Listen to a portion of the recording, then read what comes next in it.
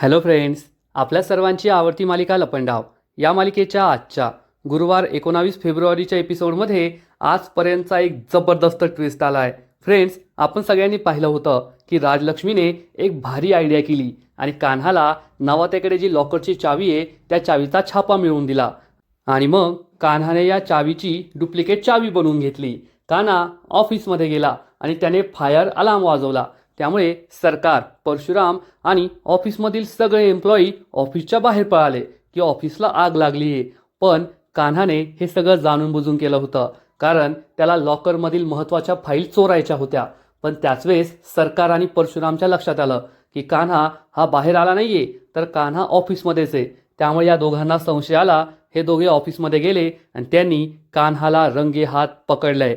म्हणजे आता कान्हाचं सत्य हे लवकरच सरकारला कळणार आहे. मग हे सगळं घडलं तरी कसं, हे जाणून घेण्यासाठी हा व्हिडिओ शेवटपर्यंत नक्की पहा. फ्रेंड्स, आजच्या एपिसोडच्या सुरुवातीला मीनाक्षी ही हॉलमध्ये वाती वळत बसलेली असते, कापसाच्या वाती. आणि तेवढ्यात कान्हा घरी येतो. कान्हाला पाहून मीनाक्षी लगेच उभी राहते आणि कान्हाशी खूप गोड बोलते आणि त्याला विचारते, कान्हा, तुला आजपर्यंत कोणी सांगितलंय का, या ऑफिसच्या कपड्यामध्ये ना तू एकदम हिरो सारखा दिसतो, खूप हँडसम. कान्हा खुश होतो आणि सांगतो, नाही मीनाक्षी काकू, या जगात तुम्ही पहिल्या आणि शेवटच्या आहात ज्यांनी मला असं सांगितलंय या ऑफिसच्या कपड्यात मी हिरो सारखा दिसतो. पण मला हे सुद्धा माहिती आहे की तुमचा फायदा असल्याशिवाय ना तुम्ही कधीच कुणाशी गोड बोलत नाही. आता हे गोड गोड बोलणं सोडा आणि तुम्हाला नेमकं काय बोलायचंय ते मला सांगा. तर लगेचच मीनाक्षी त्याला विचारते, कान्हा, तुला खरंच असं वाटतं का की सखी ही तुझा नवरा म्हणून स्वीकार करेल? कान्हा विचारतो, तुम्हाला नेमकं काय बोलायचंय? तर मीनाक्षी त्याला आठवण करून देते, तुला आठवतंय का जेव्हा सरकारने सखीला डिवोर्स पेपर्सवर सह्या करायला सांगितल्या तेव्हा सखीने वेळ मागून घेतली होती की मला थोडा वेळ हवाय. कान्हाला हे सगळं आठवतं. मीनाक्षी त्याला समजावून सांगते, कसं आहे ना कान्हा, तू खूप साधा भोळा आहे, पण तुला माहीत नाहीये ही सरकार आणि त्या सरकारची मुलगी सखी दोघी एकाच माळेच्या मणी आहेत. आणि जी लोक असा वेळ मागून घेतात ना ते फक्त आयुष्यभर झुलवत असतात, कधीच ते आपल्या कामाला येत नाही. त्यामुळे सखी ही कधीही नवरा म्हणून तुझा स्वीकार करणार नाही, ती तुला फक्त असं झुलवत राहणार, तू हे लक्षात ठेव. हे ऐकून कान्हाला खूप राग येतो. मीनाक्षी तेथून जात असते आणि कान्हा तिला थांबवतो आणि म्हणतो, थांबा मीनाक्षी काकू, तुम्ही खूप बोललात, पण आता मला बोलायचंय, ऐकून घ्या. तुम्ही मला जे सांगताय ना तुमचा रोग कशाकडे आणि कोणाकडे ते मला चांगलंच कळतं. पण तुम्ही एक गोष्ट लक्षात ठेवा, जोपर्यंत या जगामध्ये शिट्टी वाजवल्यावर रिक्षा येते तोपर्यंत सन्हा कायम राहणार. जोपर्यंत तुम्ही या जगात सूर्य आणि चंद्र पाहताय तोपर्यंत सन्हा कायम राहणार. जोपर्यंत फक्त एका मोरपिसावर मर्यादा राखली जाते तोपर्यंत सन्हा कायम राहणार. जोपर्यंत तुमच्या हातात या ज्या वाती आहेत त्या वातीतून दिवा जळत राहील तोपर्यंत सणा राहणार. हे ऐकून मीनाक्षीला खूप राग येतो. कान्हा हा मीनाक्षीला ठणकावून सांगतो, तुम्ही आता या कापसाच्या वाती बनवताय त्या दिव्यात टाकाल, दिवा पेटवाल आणि जोपर्यंत त्या दिव्याची वात पेटते ना तीच आमच्या प्रेमाची खरी परीक्षा आहे. आमचं प्रेम हे सुद्धा असंच उजळत राहील आणि तुम्ही ना फक्त या वातीच बनवत राहा आणि तोपर्यंत आम्ही आमचा सुखाचा संसार सुद्धा करू. लवकरच तो दिवस येईल जेव्हा पुन्हा एकदा सरकार सखीला प्रश्न विचारतील की तुला कान्हाबरोबर राहायचंय का, कान्हाबद्दलचा तू काय निर्णय घेतलाय? आणि सखीचं उत्तर असेल की मला कान्हाशीच संसार करायचा आहे, मला त्याच्याबरोबरच राहायचंय. त्या दिवशी तुम्हाला सगळं सत्य कळेल, असं ठणकावून सांगून कान्हा तेथून निघून जातो. त्यामुळे मीनाक्षीला खूप राग येतो. तर इकडे सखी गाय आणि वासराचं चित्र पाहत असते आणि तिला खूप वाईट वाटतं. तिला आपल्या आईची आठवण येत असते, आईच्या प्रेमाची उणीव भासते. सखी विचार करते, मी खूप प्रयत्न केला तो गाय आणि वासराचा बॅच शोधण्याचा, परंतु तो बॅच तर मला सापडलाच नाही, कुठे गेला असेल? तेवढ्यात कान्हा तेथे येतो. सखी रडतीये हे पाहून त्यालाही आश्चर्य वाटतं आणि तो विचारतो, काय झालं बेबी सरकार, तुमच्या डोळ्यात पाणी? तर सखी त्याला सांगते, कान्हा, मला आहे ना खूप वाईट वाटतंय. तुझ्याबरोबर असं कधी झालंय का, आपण एखादी गोष्ट शोधतोय आणि ती गोष्ट आपल्याला सापडतच नाहीये? कान्हा सखीला समजावून सांगतो, हो बेबी सरकार, अनेकदा असं झालंय, पण तुम्ही इतका का विचार करताय? सखी त्याला सांगते, नाही नाही काही नाही, तू ना आत्ताच ऑफिसमधून आलाय, फ्रेश हो, मी तुझ्यासाठी जेवण आणते गरमागरम. सखी उभं राहण्याचा प्रयत्न करते, पण तेवढ्यात तिचा पाय दुखावतो. कान्हा विचारतो, काय झालं? तुम्ही बसा. सखी सांगते, अरे एवढं काही नाहीये, काही नाही, मी तुझ्यासाठी जेवण आणते. तर सखीला कान्हा समजावून सांगतो, तुमच्या बायकांचं ना असंच असतं. तुम्हाला कितीही त्रास झाला, कितीही दुखत असलं ना, तर तुम्ही कधीच सांगणार नाही. माझी आई सुद्धा अशीच होती. माझी आई सुद्धा दिवसभर आमच्यासाठी कष्ट करायची, जेवण बनवायची, घरची कामं करायची. त्यामुळे तिचे पाय दुखायचे आणि आम्ही रात्री झोपलो ना, मग ती स्वतःच्या पायाला स्वतःच मलम लावायची आणि आराम करायची. आणि जोपर्यंत मी लहान होतो तोपर्यंत मला काही कळलं नाही. पण जेव्हा मी मोठा झालो तेव्हा मला माझ्या आईचं हे दुःख कळालं आणि मग मी रोज रात्री माझ्या आईच्या पायाला मलम लावून द्यायचो, तिचे पाय चेपून द्यायचो. आणि हे सगळं सांगताना कान्हा खूप इमोशनल होतो. तेव्हा कान्हा हा लगेचच मलम घेऊन येतो आणि सखीच्या पायाला या मलमाने मालिश करून देतो. त्यामुळे सखी ही त्याच्याकडे पाहतच राहते. खरंच कान्हा आणि सखीचा हा सीन खूप भारी आहे. कान्हा सखीच्या खऱ्या प्रेमात पडलाय आणि सखीसाठी तो सगळं काही करायला तयार आहे. तो सखीच्या पायाला मलम लावून देतो, सखीचा पाय सुद्धा चेपून देतो आणि सखी त्याच्याकडे एकटक पाहतच राहते. सखीला आठवतं की आज घरी काय घडलं होतं. सरकारने चाळीतील लहान मुलाच्या जखमेवर हळद तर लावली, फुंकर घातली, पण त्यानंतर सखीने विचारल्यावर सरकार म्हणाली, मी काही प्रेमाने हे सगळं केलं नाही, आपुलकीने केलं नाही, तर हा माझा माइंड गेम होता. आणि हे सगळं आठवून सखी खूप दुःखी होते. कान्हा तिला विचारतो, आता बरं वाटतंय ना? सखी म्हणते, हो बरं वाटतंय. आणि ती कान्हाला म्हणते, खरंच कान्हा, तू किती प्रामाणिक आहेस ना. तुझ्या प्रत्येक कृतीतून, तुझ्या प्रत्येक वाक्यातून तू किती चांगल्या मनाचा आहे, साफ मनाचा आहेस, प्रामाणिक आहेस हे दिसून येतं. नाहीतर आजकालच्या जगातील लोक तोंडात एक मनात एक, ते जे काही बोलताय ना ते सगळं खोटंच असतं आणि त्यांच्या चेहऱ्याकडे पाहून आपल्याला हे कळसुद्धा नाही की ते किती खोटं बोलताय. म्हणजे आजकालच्या जगात प्रत्येकजण फक्त आपला फायदा पाहतोय, समोरच्याचा विचार कोणी करतच नाही. समोरची व्यक्ती रात्रंदिवस आपल्यासाठी कष्ट करते, पण त्याची किंमत आपल्याला नसते. मला काय मिळतंय आणि मला हे का नाही मिळालं, त्यावरूनच फक्त ते भांडत असतात. आणि सखी हे सगळं सरकारबद्दल बोलत असते. कान्हा हे सगळं ऐकून घेतो आणि विचारतो, काय झाले बेबी सरकार, तुम्ही हे सगळं सरकारबद्दलच बोलत आहात ना? तेव्हा सखीला सगळं आठवतं आणि सखी झालेला सगळा प्रकार कान्हाला सांगते की सरकारने आज चाळीतील मुलाच्या हातावर फुंकर मारली, हळद लावली, पण त्यांनी मला सांगितलं हा सगळा माझा माइंड गेम होता. म्हणजे चाळीतली मुलं या घरात परत येणार नाही आणि त्यांना माझी भीती वाटेल. तेव्हा कान्हा हा सखीला समजावून सांगतो, काय बेबी सरकार, आता त्या सरकार आहेत, त्या असंच वागणार ना. त्या जर खरोखर प्रेमाने आणि आपुलकीने वागल्या असत्या तर मग तुम्हाला आश्चर्य वाटायला पाहिजे होतं, दुःख व्हायला होतं की सरकार अशा कशा वागल्या. पण सरकारकडून तुम्ही हीच अपेक्षा करू शकतात की सरकार असंच वागणार, चुकीचंच वागणार. तेव्हा सखीला सुद्धा ही गोष्ट पटते. कान्हा सखीला म्हणतो, आणि एकाच घरात दोन माणसं कशी चांगली वागू शकतात? आता मी इतका चांगला वागतोय ना, मग सरकार पण चांगल्या वागल्या तर उगाच तुम्हाला डायबिटीज व्हायचा. आणि सखी हसू लागते. कान्हा तिला विचारतो, आता बरं वाटतंय ना? सखी म्हणते, हो आता बरी वाटते. तू आता आवरून घे, मी तुझ्यासाठी जेवण आणते गरमागरम. हे दोघेही उभे राहतात. तेवढ्यात कान्हाच्या कोटमधून आजीने त्याला जो चावीचा छापा दिलेला साबण असतो तो साबण खाली पडतो आणि सखी या साबणाकडे पाहते. कान्हा चांगलाच घाबरतो. सखी हा साबण उचलते. कान्हा चांगलाच घाबरतो की आता सखीला काय उत्तर द्यायचं. आणि सखी त्याला प्रश्न विचारते, कान्हा हे काय? आणि कान्हा विचारच करत असतो की आता यांना काय उत्तर द्यायचं, हा साबण मला कोणी दिलाय आणि यावर असलेला चावीचा छापा कशाचा आहे ते. आणि सखी त्याच्याकडे प्रश्नवाचक नजरेने पाहत असते. इकडे कान्हाच्या घरी म्हणजेच कबीर किर्लोस्करच्या घरी कान्हा हा राजलक्ष्मी आजीला कान्हाने त्याला ज्या 3 कंपन्यांची नावं सांगितली होती त्या 3 कंपन्यांची नावं सांगतो.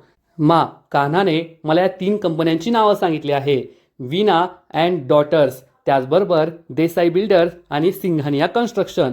पण या 3 कंपन्यांचं काय करायचंय हेच मला कळत नाहीये. मा त्याला समजावून सांगते, अरे किरण, कान्हाने या 3 कंपन्यांची नावं सांगितली आहे, याचा अर्थ उद्या या 3 कंपन्यांचे CEO सरकारला मीटिंग करण्यासाठी सरकारच्या ऑफिसमध्ये जाणार आहेत कामत एम्पायरला आणि सरकारबरोबर एक मोठी डील साईन करणार आहेत आणि आपल्याला त्यांना त्या सरकारच्या ऑफिसमध्ये जाऊ द्यायचं नाहीये.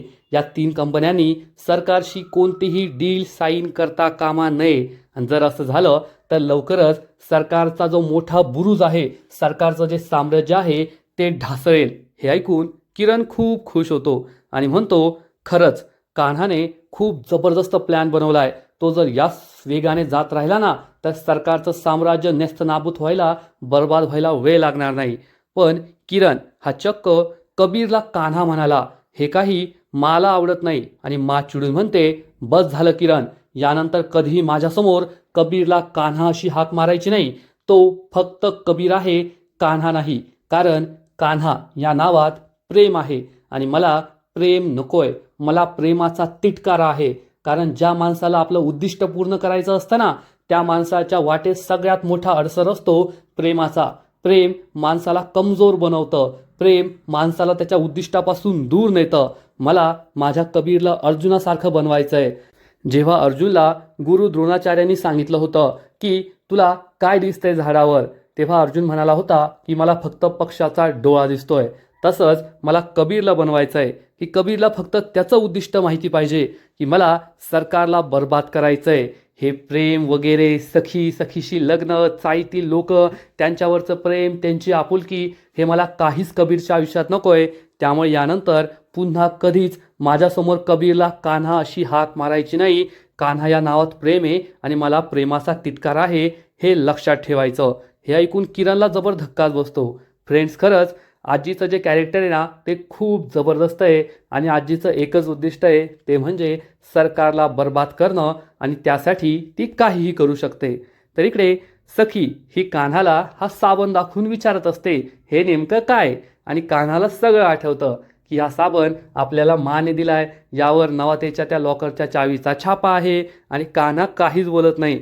सखी त्याला विचारते, अरे कान्हा हे काय? तर कान्हा उत्तर देतो, साबण आहे. सखी म्हणते, वा वा, काय भारी उत्तर दिलंय. अरे मला सुद्धा कळतंय हा साबण आहे, पण आता तू तुझ्या सखी सदन चाळीत नाही राहते, तू येथे बंगल्यावर राहतोय. येथे वॉशिंग मशीन आहे, येथे साबणाची गरजच नाहीये ना. तुझे कपडे तर आपले नोकरच धुवून देतात, मग तुला कपडे धुण्याची काय गरज आहे? तर लगेचच कान्हा तिला सांगतो, काय ना बेबी सरकार, तुम्ही विसरला असाल, पण मी नाही विसरलोय. तुम्ही कितीही त्या वॉशिंग मशीनमध्ये कपडे धुतलेत ना, पण जेव्हा कान्हा आणि सखी म्हणजे सन्हा हे दोघे एकत्र येऊन कपडे धुतात ना, त्याची मजा काहीतरी वेगळीच असते. तुम्हाला आठवतंय का, आपण चाळीत एकत्र कपडे धुतले होते? सखीला हे आठवतं आणि सखी म्हणते, हो हो आठवतंय ना. ठीक आहे, तुझी काय इच्छा असेल ते कर, तू आवरून ये, मी तुझ्यासाठी जेवण घेऊन येते गरमागरम. कान्हा सखीला म्हणतो, थांबा बेबी सरकार, तुम्ही ना एकदम टिपिकल बायकोसारखंच बोलला आहात. असं म्हणून कान्हा फ्रेश व्हायला जातो आणि सखी विचार करते, खरंच का मी टिपिकल एखाद्या बायकोसारखी बोलली का? आणि सखी खूप खुश होते, खूप लाजते. दुसऱ्या दिवशी सकाळी परशुराम आणि सरकारच्या केबिनमध्ये असतात. परशुराम हा रिसेप्शनिस्टला कॉल करून विचारतो, आज 3 खूप महत्त्वाचे क्लायंट्स येणार आहेत, त्यांचं स्वागत कर आणि त्यांना आमच्या केबिनमध्ये पाठवून दे. तेव्हा सरकार ही परशुरामला विचारते, अजून Desai builder, Veena and daughters आणि सिंघानिया कन्स्ट्रक्शन यांचे सीईओज आलेत की नाहीत? परशुराम सांगतो, नाही सरकार, अजून ते नाही आलेत. सरकार आपला माज दाखवते, असे कसे नाही आलेत?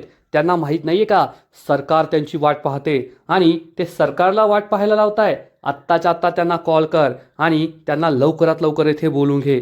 परशुराम हो म्हणतो आणि हे तिघेही म्हणजे वीणा अँड डॉटर्स, सिंघानिया कन्स्ट्रक्शन आणि देसाई बिल्डर यांचे सीईओ चक्क कबीरच्या घरी मासमोर राजलक्ष्मी किर्लोस्कर समोर बसलेले असतात. आणि हे तिघेही म्हणतात, तुम्ही आम्हाला इथे का थांबून ठेवलंय? आम्हाला सरकारबरोबर मीटिंगला जायचंय.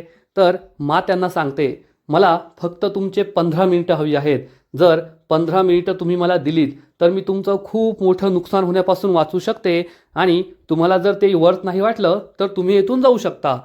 हा सिंघानिया कन्स्ट्रक्शनचा मालक म्हणतो, ठीक आहे, फक्त 15 मिनिटं. आणि मा लगेचच किरणला इशारा करते आणि किरण हा टेलिव्हिजनवर काही ग्राफ शेअर करतो. यात कामत एम्पायरचे मागील 20 वर्षापासूनचे प्रॉफिट अँड लॉस स्टेटमेंट असतात, 2006 पासून 2026 पर्यंत.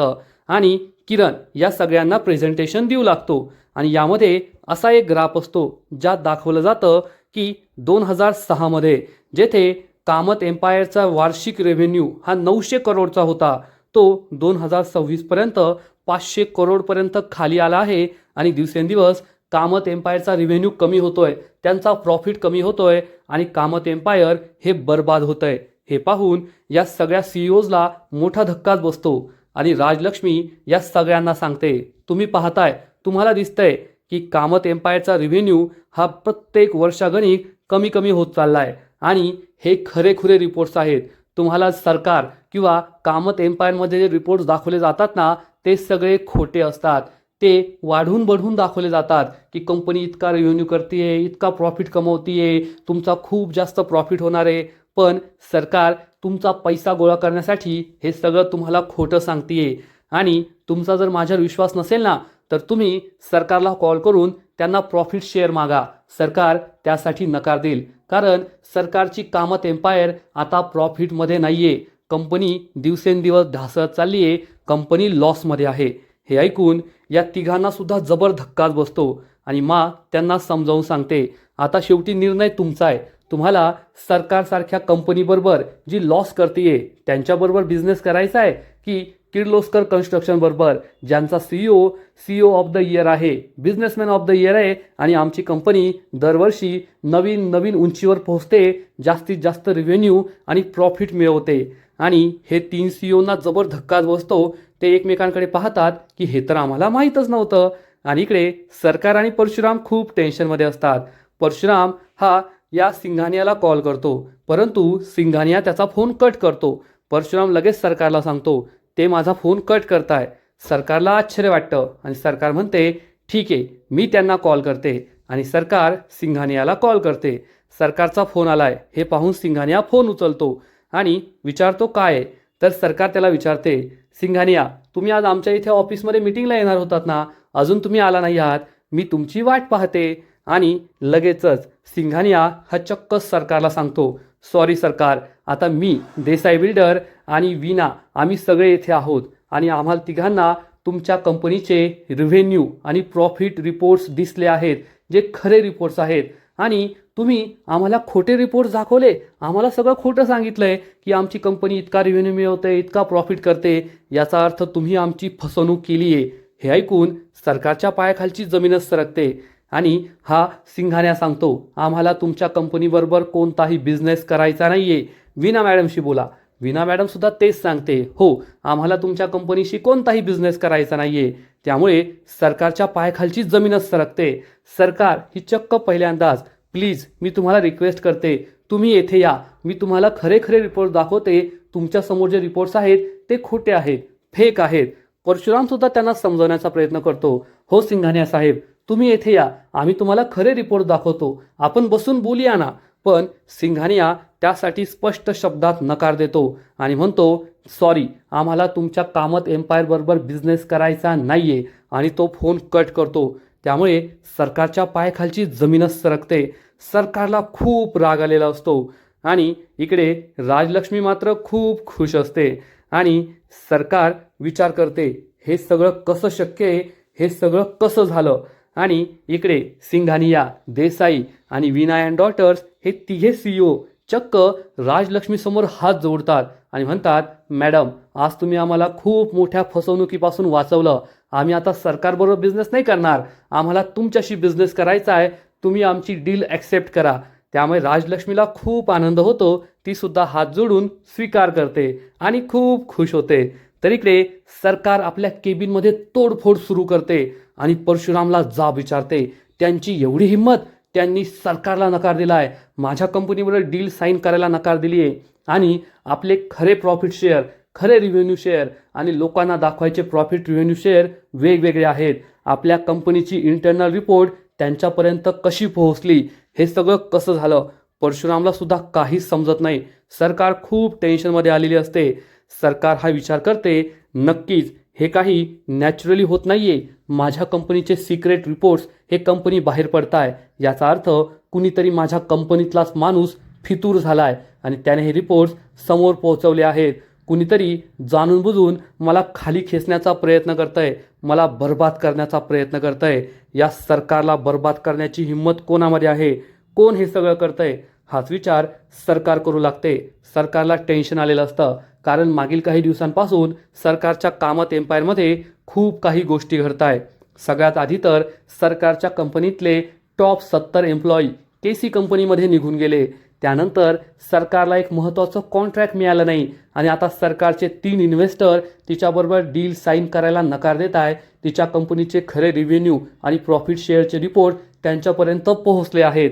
म्हणजे कोणीतरी जाणून बुजून हे सगळं करतंय, आपल्याला बर्बाद करण्यासाठी प्रयत्न करतंय हे सरकारच्या लक्षात आलेलं असतं आणि आजचा एपिसोड येथेच संपतो. फ्रेंड्स, खरंच लपंडाव या मालिकेचा आजचा एपिसोड खूप भारी होता. जेव्हापासून कान्हाने चक्क सरकारची कंपनी जॉईन केली आहे तेव्हापासून सरकारचे वाईट दिवस सुरू झाले आहेत. कान्हा, किरण आणि राजलक्ष्मी तिघे मिळून सरकारचं साम्राज्य लवकरच बर्बाद करतील एवढं मात्र नक्की. आजचा एपिसोड तर भारी होता, पण या मालिकेचा पुढील एपिसोड आणखीन भारी असणारे, आणखीन मोठा ट्विस्ट त्या मालिकेत येणारे. मग नेमकं घडणार तरी काय? तर फ्रेंड्स, पुढील एपिसोडमध्ये आपण पाहू की जेव्हा कान्हा हा ऑफिसमध्ये असेल तेव्हा त्याने ऑफिसमध्ये जे सरकारचं सिक्रेट लॉकर आहे त्याची चावी बनवलेली असेल आणि आता ह्या लॉकरला उघडण्यासाठी तो एक आयडिया करणार आणि ऑफिसमध्ये जो फायर अलार्म असेल तो अलार्म वाजवणार. त्यामुळे परशुराम, सरकार, ऑफिसमधील सगळे एम्प्लॉई खूप घाबरतील आणि हे सगळे ऑफिसच्या बाहेर पडतील, पळून जातील आणि तेव्हा आपला कान्हा या सिक्रेट लॉकरकडे जाईल आणि हे लॉकर उघडण्याचा प्रयत्न करेल. परंतु बाहेर असलेल्या परशुरामच्या लक्षात येणार की कान्हा बाहेर नाहीये, मग कान्हा कुठे गेलाय? त्यामुळे सरकारला सुद्धा संशय येणार आणि सरकार आणि परशुराम पुन्हा ऑफिसमध्ये येतील. मग ते कान्हाला रंगेहात पकडतील का हे पाहणं खूप इंटरेस्टिंग असेल. तर थोड्या वेळानंतर जेव्हा कान्हा घरी पोहोचणार तेव्हा सखीने चक्क त्याच्या बॅगमधील बासुरी बाहेर काढलेली असेल आणि ही बासुरी पाहून कान्हा सखीवर खूप ओरडणार, सखीवर चिडणार की तुम्ही हे का केलं, माझी बासुरी या बॅगमधून बाहेर का काढली? त्यामुळे सखीला सुद्धा जबर धक्काच बसेल. मग आता या मालिकेत पुढे काय होईल हे पाहणं खूप इंटरेस्टिंग असणार आहे. तर फ्रेंड्स, तुम्हाला सुद्धा लपंडाव ही मालिका आवडते ना? नक्कीच कमेंट करून सांगा आणि लपंडाव मालिकेचे असेच नवीन नवीन अपडेट्स सर्वात आधी जाणून घेण्यासाठी व्हिडिओला लाईक करा, शेअर करा, चॅनलला सबस्क्राईब करून बेल आयकॉनवर क्लिक करा. म्हणजे या मालिकेचे नवीन नवीन एपिसोड तुम्हाला सर्वात आधी पाहायला मिळतील. खूप खूप खूप धन्यवाद.